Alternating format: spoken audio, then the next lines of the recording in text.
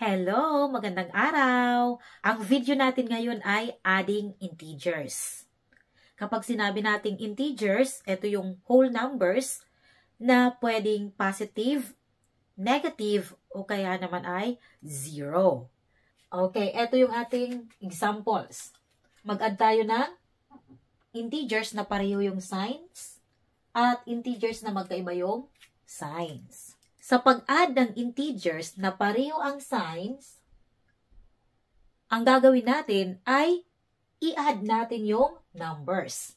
At kukopyahin natin yung sign ng addends sa sum. Ilalagay lamang natin sa answer. Okay, i-add natin ito. Negative 50 plus negative 18. Pareho yung sign, kaya i-plus natin yung numbers. 50 plus 18 equals 68. Okay, 68. Then, lalagyan natin ito ng sign. Kung ano yung sign ng addends, yun din ang ilalagay natin dito. Ayan. Parehong negative, kaya lalagyan natin ng negative sign yung sum.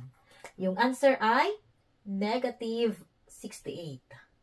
Okay, sunod, positive 16 plus positive 14. Pareho yung sign ng addends, kaya i-plus natin yung numbers. 16 plus 14 equals 30. Okay. At lalagyan natin dito ng sign. Ang sign ng addends ay positive. Lalagyan natin ng positive sign dito. So, yung answer ay positive 30. Positive yung answer. Kaya, pwede rin na hindi na natin ilagay itong positive sign. Kasi yung number na walang sign ay positive number. Pwedeng may positive sign, pwede rin walang positive sign.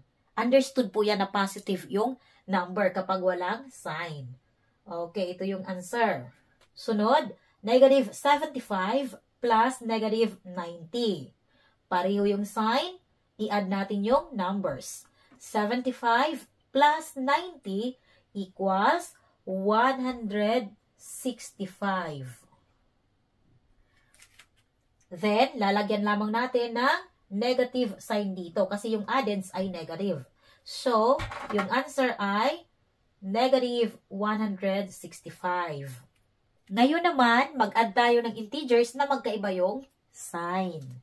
Kapag magkaiba yung sign ng integers na i-add natin, ang una nating gagawin ay i-disregard yung sign.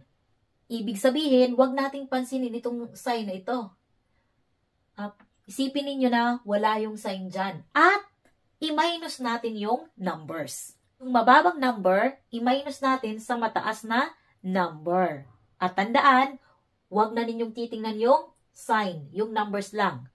Okay, so ito, negative 31 plus positive 15.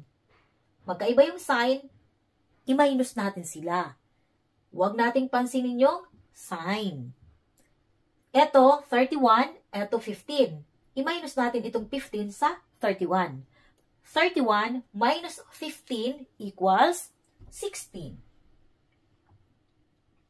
Okay, 16. Okay, ngayon, yung sign na ilalagay natin dito sa sum ay yung sign ng mataas na number.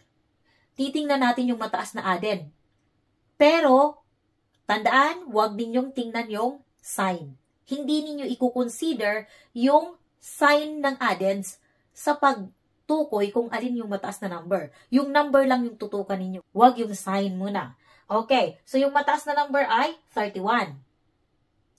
Itong 31, yung sign niya ay negative. Ito ngayon yung ilalagay nating sign dito sa sum. Yung answer ay negative 16. Okay, ito na yung answer natin. Okay, sunod, positive 42 plus negative 10. Magkaiba yung sign. Ang gagawin natin, i-minus ang numbers. Yung sign, huwag pansinin.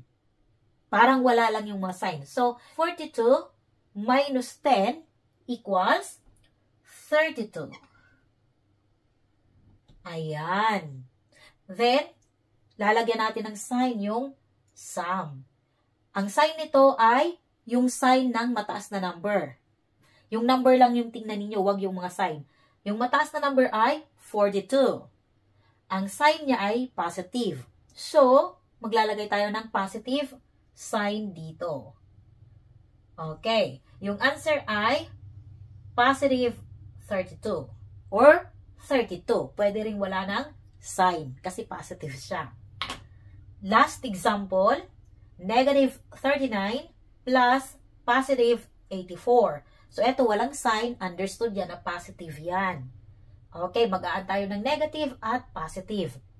Magkaiba yung sign, ang gagawin natin, i-minus yung numbers. Yung mataas na number ay 84. So, i-minus natin yung 39 sa 84. 84 minus 39 equals 45. Okay, 45. Ngayon, ano yung sign ng answer? Okay, titingnan natin yung mataas na number. Mataas yung 84 kaysa sa 39. Kaya, yung sign ng 84 ang susundin natin dito sa sum. At dahil ito ay positive, yung 84, positive din dapat yung answer natin. So, yung answer ay, eto, 45 or positive 45. Hindi ko na siya nilagyan ng sign kasi yung number na walang sign, understood po yan na positive number.